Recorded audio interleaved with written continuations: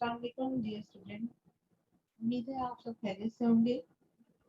आज के टॉपिक में हम क्लियर करेंगे शेल, सब शेल और ऑर्बिटल के कंसेप्ट को डिटेल के साथ। आइए हम अपना टॉपिक स्टार्ट करते हैं। सबसे पहले हम देखेंगे ऑर्बिट या शेल को कि एक ऑर्बिट या शेल क्या होता है। ऑर्बिट या शेल एक तरह से एक वेल डिफाइंड सर्कुलर पाथ होता है जिसमें इलेक्ट्रॉन न्यूक्लियस के इर्द गिर्द रिवॉल्व करते हैं, या हम इंग्लिश में ऐसे कह सकते हैं कि N orbit is a well defined circular path in which electron revolves around the nucleus of an atom. In the same way, an orbit is also called as energy level. इनको हम energy level का भी नाम देते हैं। अब energy level के साथ ही हम इसको देखते हैं कि इसके अंदर इसकी डायग्राम को हम कैसे तैयार करते हैं। इसकी डायग्राम में इनको हम चार तरह के शेल में डिवाइड करते हैं जो कि के, एल, एम और एन कहलाते हैं।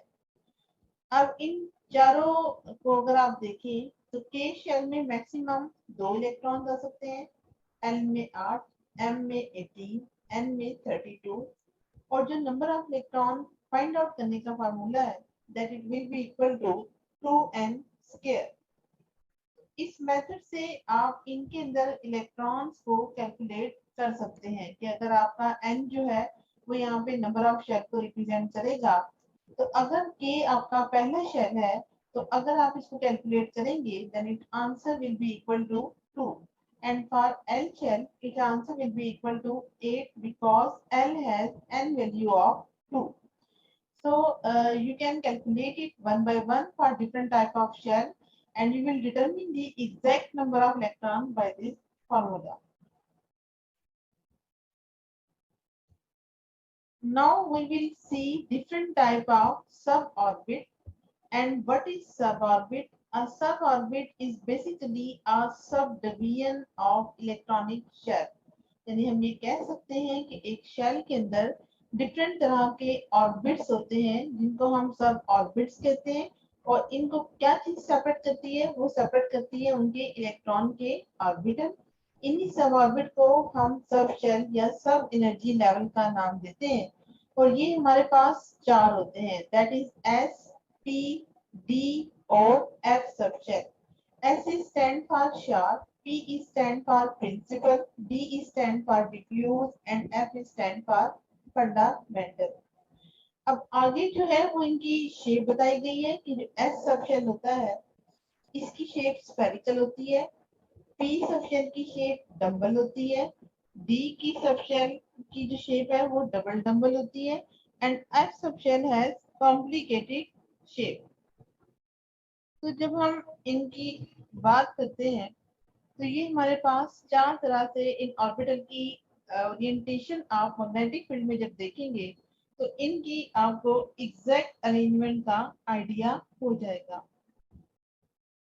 अब अगर आप इसी हवाले से एक और चीज स्टडी करें तो आपको पता चलेगा कि जो किसी चीज का शेल नंबर होगा उसमें उतने ही सब शेल होंगे।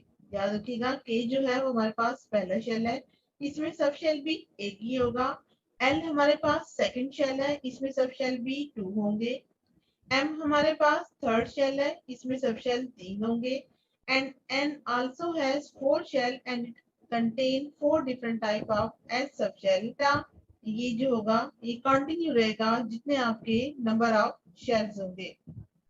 तो उम्मीद है ये बात आपको समझ आई होगी और आपसे इस दौरान रिक्वेस्ट है कि मेरे चैनल को सब्सक्राइब करना मत भूलिएगा और इसको ज़्यादा से ज़्यादा अपने फ्रेंड सर्कल में शेयर करें ताकि स्टूडेंट का जो है वो फायदा हो सके। अब हम बात करते हैं ऑर्बिटल की। ऑर्बिटल बेसिकली एक 3 डायमेंशनल स्पेस होती है, यानी यहाँ पे इलेक्ट्रॉनों की प्रोबेबिलिटी एक्स, वाई और जी एक्सिस में लाई करती है। और यहाँ पे क्या होता है कि ये 3 डायमेंशनल प्रोबेबिलिटी स्पेस है around the nucleus of an atom where the possibility of finding the electronic cloud is maximum, that is 95%.